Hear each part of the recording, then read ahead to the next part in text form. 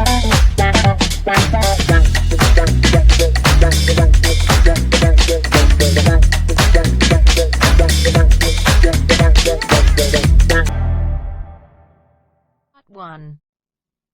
You'll hear two teachers discussing a school trip.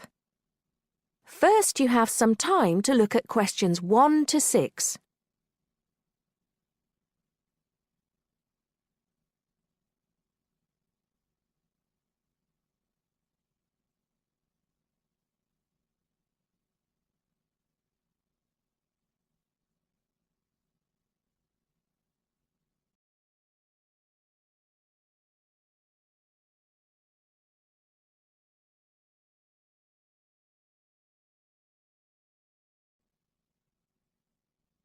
Now listen carefully and answer questions 1 to 6. Oh, there you are, Paul. Do you have a few minutes? Can we think about this year's school trip? Hi, Jean. Yes, of course. Have you got any ideas? I've been looking through some information, and I've brought a few leaflets with me. Here you are. Okay, thanks. Just remind me when the trip is. Next Friday. We'll be leaving at 9 and be back here at around 4, so we've probably got time to visit a couple of places. Let's see.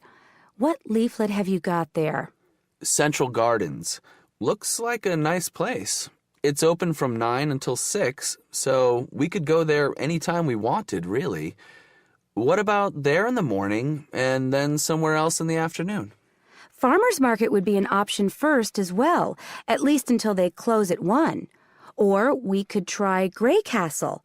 That should be possible in the morning or in the afternoon. Oh, hang on. That's at the weekend. The last admission is at noon on weekdays. Greenhall says the same thing.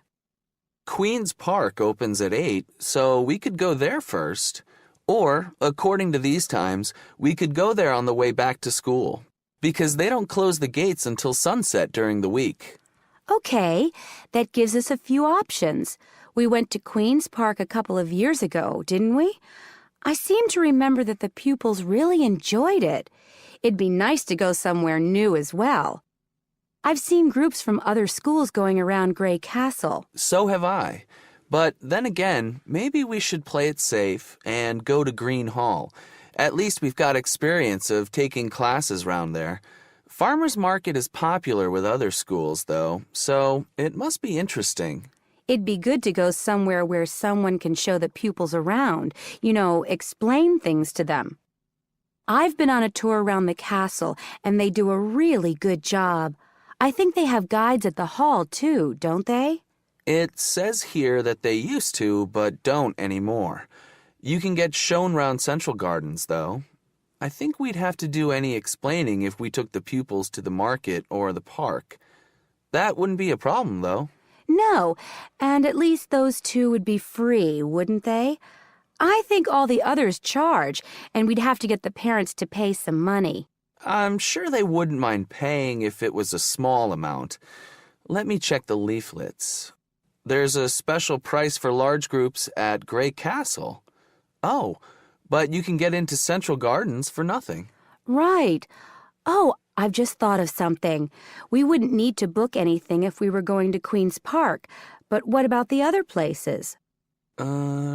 Central Gardens say you need to let them know if there are more than 10 people in your group, which would include us. The same at Grey Castle. Farmers Market says you can just turn up, and so does Green Hall. Right. Well, I suggest we take the pupils to Grey Castle for a tour in the morning. How does that sound? Yes, sounds good. We should contact them to book it as soon as possible. In the afternoon, we can do something a bit more relaxed at the park, and we'll have to think about going to Green Hall another year. Shame Farmers Market isn't open, but we can't change the day. So that's a decision then. Now, let's think about what we're going to get the pupils to do. It's a school trip, after all, and we should give them some work to do. Before you hear the rest of the talk, you have some time to look at questions 7 to 10.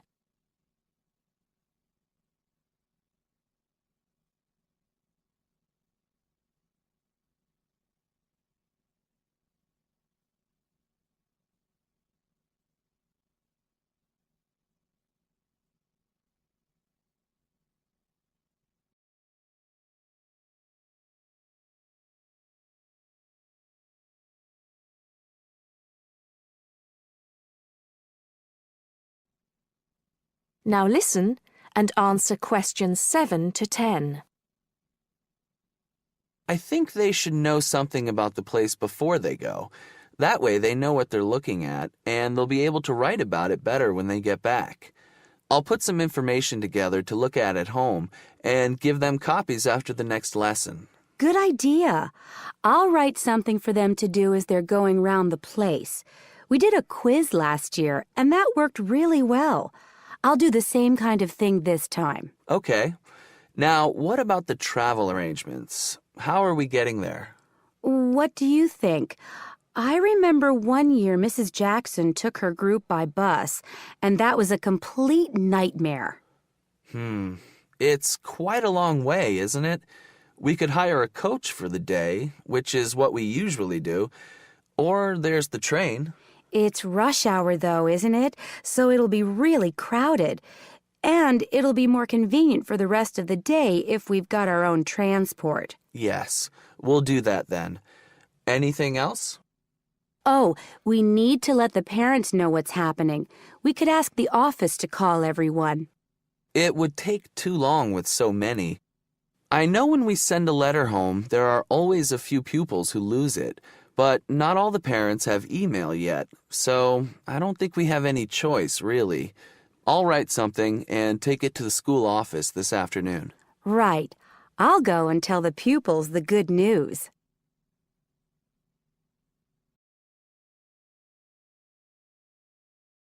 That is the end of part 1. You now have half a minute to check your answers.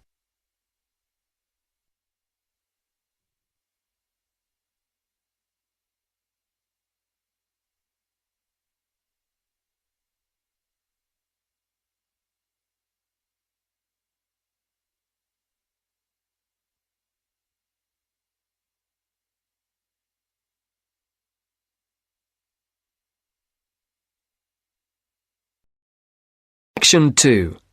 You are going to hear a radio program about sport. First, look at questions 11 to 14.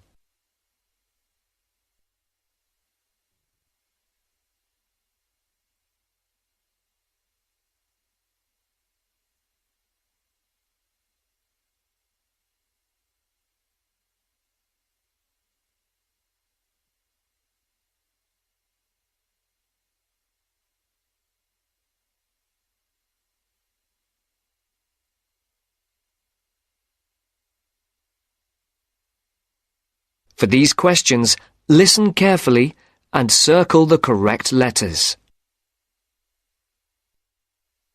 And now for our Mystery Personality of the Week and your chance to win one of our fabulous prizes. Last week's competition generated a huge response, and the first 5 answers pulled out of the bag will receive £100 worth of sports clothes vouchers. And if you didn't win last week, here's another chance. And this week's prize is even bigger. We're giving away 10 prizes of £250 worth of book, music and clothes vouchers to mark the first anniversary of the show on the air. So get your pens ready to take down the address details. Just write the name of the person you think is our mystery personality and send it to Mystery Draw at the address Marcia will give you in just a second. The address will be repeated at the end of the show for those of you who didn't get it. And so it's over to Marcia, who will tell you a few tantalizing details about our mystery person this week. Thanks, Mike. Well, here goes.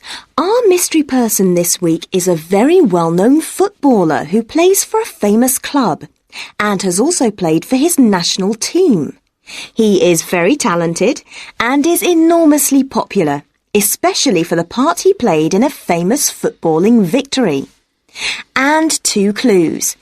He hasn't got a famous wife, and he speaks French.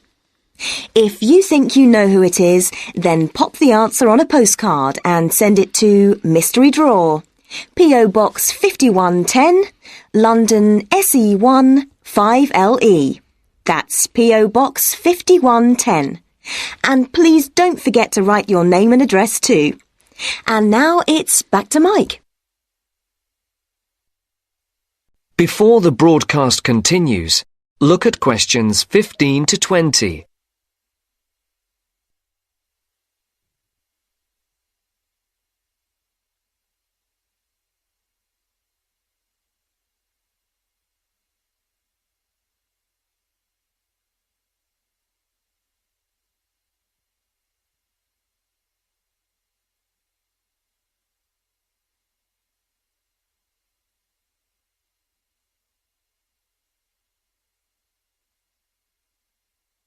As you listen to the second part of the sports programme, answer questions 15 to 20. For questions 15 to 19, write no more than 2 words or a number for each answer. For question 20, circle the correct letter. Thank you, Marcia. Get those postcards in and make this a bumper anniversary draw. Now, if you remember, last week on the show, we talked to the organiser of a new group set up to help young people up to the age of 20 to get involved in activities like horse riding, tennis, scuba diving, cycling, or any form of sport which involves some kind of expense. John Tebbit, the organiser, rang us to say that the response to his appeal on the show was staggering. A large number of people, both young and old, have offered their services free as volunteers. The whole thing has been overwhelming. John said that they had also had numerous offers of help throughout the country to use facilities free of charge. As if that was not enough, they've received many donations, including several rather large gifts of more than £5,000. On behalf of John Tebbit, and also of those who will benefit from the generous gifts to the Trust, I would like to say thank you. This week, we're going to talk to a very unusual athlete indeed. Patrick, who is 20 years of age, has been wheelchair-bound for the past 5 years after a motorcycle accident left him paralysed from the waist down.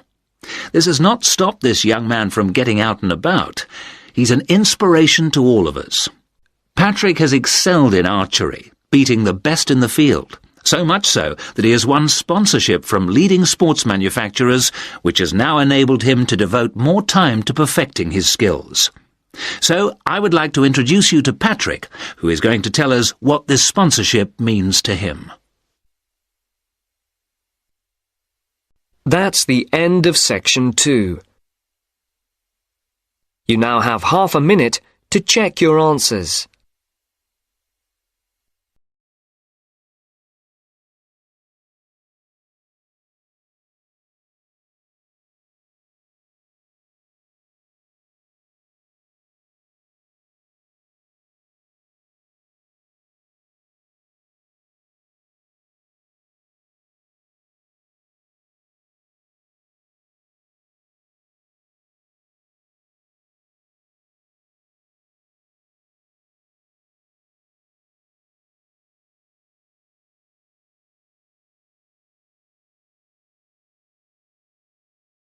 Part 3.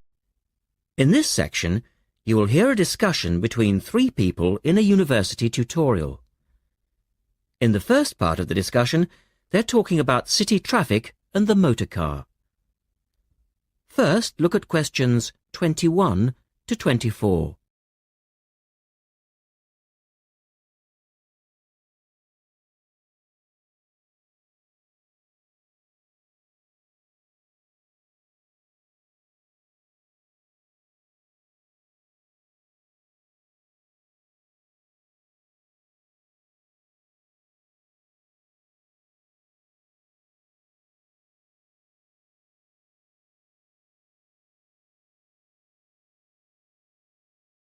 Now listen to the first part of the discussion and answer questions 21 to 24.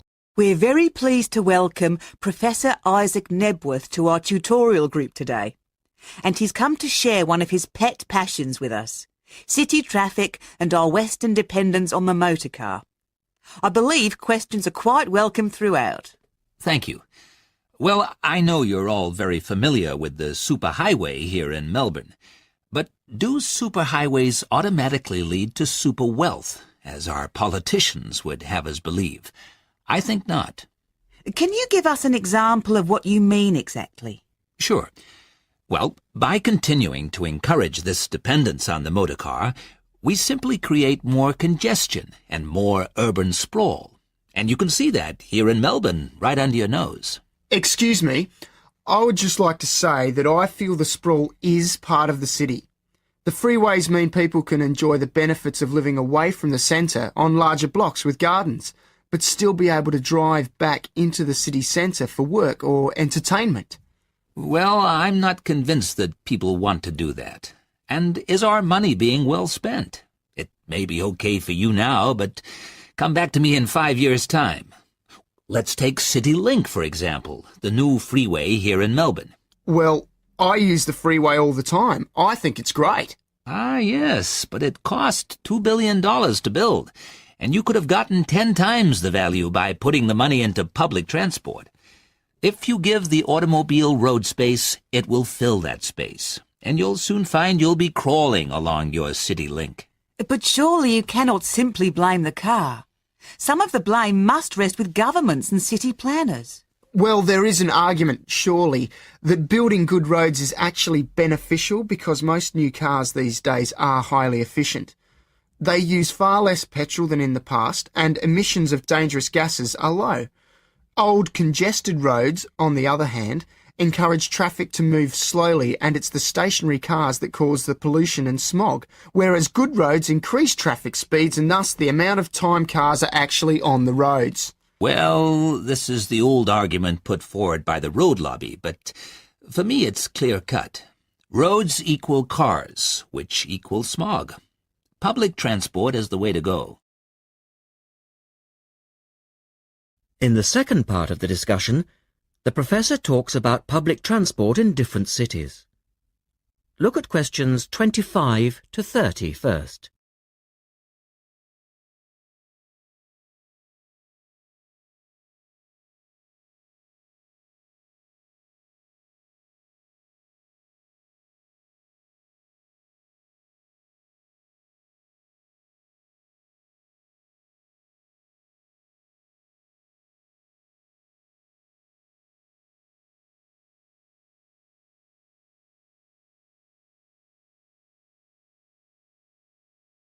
As you listen to the discussion, complete the questions about public transport.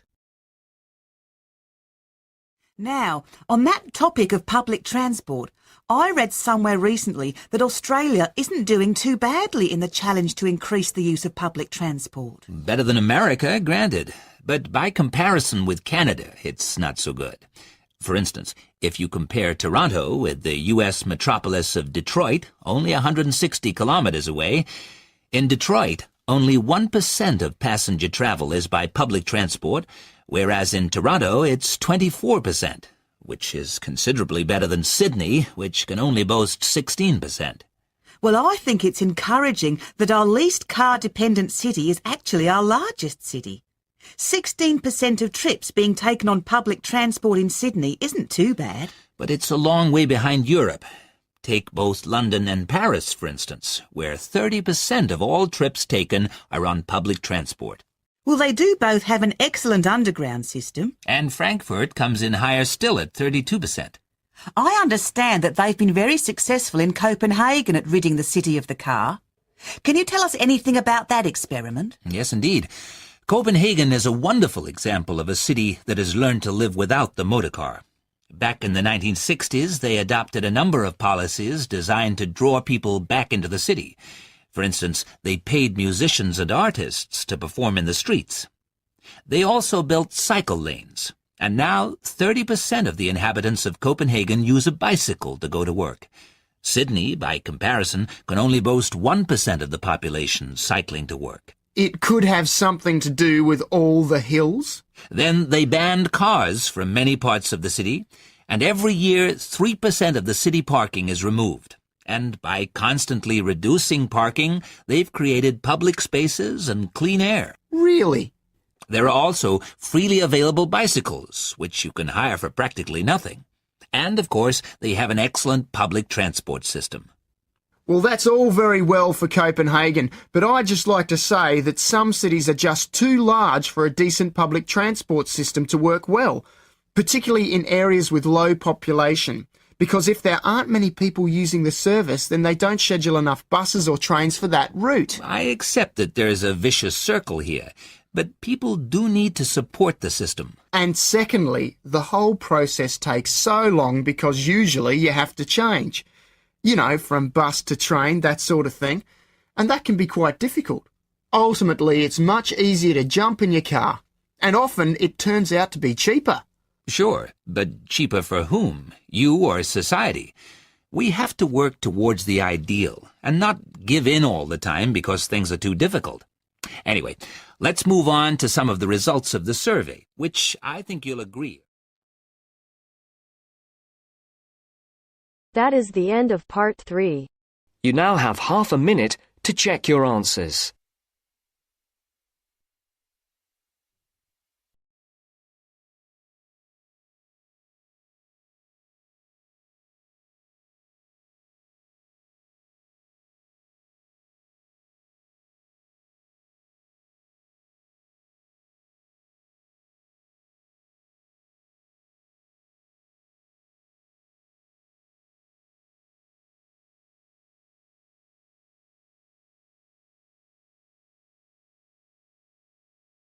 Section 4. You will hear a talk on research in the Indian Ocean. First, you have some time to look at questions 31 to 40.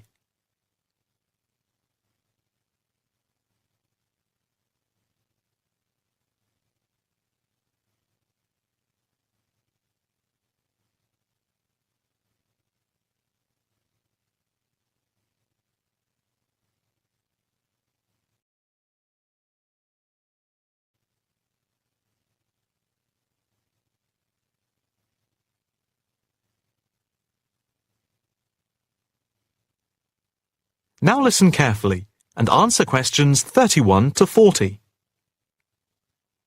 In this, the first lecture in our series on the changing face of the oceans of the world, we are going to look at the Indian Ocean, into which the Oceanography Department at the Institute here in Australia has been doing pioneering research over the past 5 years. Let us start with some facts about the Indian Ocean, to give you an idea of the scope and complexity of the enterprise we have undertaken. As you can see from the diagrams here on the screen, showing the relative size of the planet's 5 oceans, the Indian Ocean comes third after the Pacific and Atlantic Oceans, but is larger than the Southern Ocean and the Arctic Ocean. On this slide, you can see that the Indian Ocean is different from the 2 larger oceans in that it is landlocked to the north and does not extend into the cold regions of the North Pole. Covering some 73,440,000 square kilometres, the ocean constitutes approximately 1/7 of the Earth's surface and about 20% of the world's total ocean area.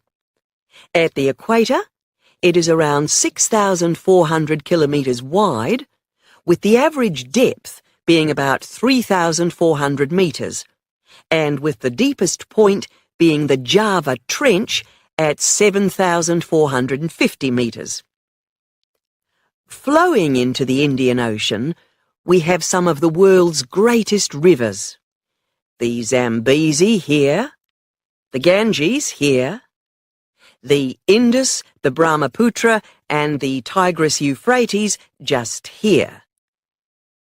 The 2 largest islands in the Indian Ocean, Madagascar, here off the coast of Africa, and Sri Lanka, here off the southern tip of India, are structurally parts of the continents of Africa and Asia, while islands like the Seychelles are exposed tops of submerged ridges.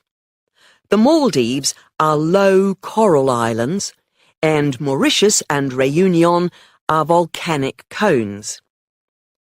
The surface waters of the ocean are warm, except where the ocean touches the cold waters to the south. A network of scientists, mainly oceanographers and meteorologists from around the world, are monitoring changes in the ocean's temperature and acidity, especially where it meets the Southern Ocean, in order to see how global warming is having an effect on the waters there. An assessment is also being carried out on how this is impacting on low-lying habitats and peoples in the more populated coastal regions around the rim of the ocean. In the warmer north, islands are vulnerable to even the subtlest changes in sea levels and tides, so they are being closely watched. Moreover, a close eye is being kept on wind changes, especially alterations to the monsoon rains, typhoons, cyclones, and any other natural phenomena. In addition to the information sent from the ship that we have stationed off Antarctica, in the south of the Indian Ocean, data are being transmitted round the clock from buoys anchored at various points around the ocean. 5 of these buoys are observing ice packs and icebergs coming into the Indian Ocean from Antarctica. Besides the buoys, data on cloud cover and wind and temperature change are received by satellite. Satellite images are also being used to record the size of the icebergs from the moment they break off from Antarctica. Their course is then mapped as they move out into the Southern Ocean. Here at the Institute, the raw data from the various sources are received and the information is then constantly processed by a bank of computers.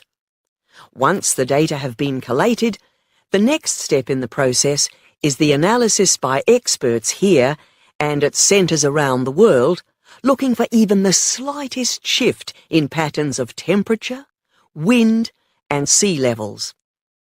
In the light of the fact that this is a global enterprise, the Institute is staffed 24 hours a day with researchers working in shifts, and we are in constant contact with centres all around the world. In total, 900 experts from around the globe are involved in the programme. The work at the Institute is now into the 5th year of a 10-year data collection, which began in 2003. The analysis of the 5 years to 2008 will be published early in 2009. However, changes in patterns are already being noticed since the data have been gathered. That is the end of section 4. You now have half a minute to check your answers.